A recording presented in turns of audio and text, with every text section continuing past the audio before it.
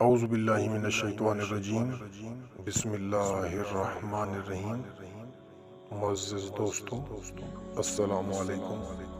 ام المؤمنین حضرت عائشہ صدیقہ رضی اللہ عنہا فرماتی ہیں کہ رسول اللہ صلی اللہ علیہ وسلم رمضان المبارک کے آخری عشرہ میں اعتکاف فرمایا کرتے تھے، یہاں تک کہ اللہ تعالیٰ نے آپ کو وفات دے دی۔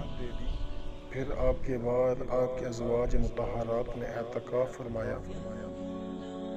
حضرت ابن عباس رضی اللہ عنہ سے روایت ہے کہ رسول اللہ صلی اللہ علیہ وسلم نے فرمایا، جو شخص اللہ کی رضا کے لیے ایک دن کا اعتکاف کرتا ہے تو اللہ تعالیٰ اس کے اور جہنم کے درمیان 3 خندقوں کو آڑ بنا دیں گے۔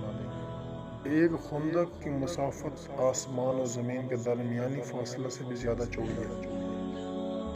سبحان اللہ، ایک دن کے اعتکاف کی یہ فضیلت ہے تو رمضان المبارک کے آخری عشرہ میں اعتکاف کی کیا فضیلت ہوگی۔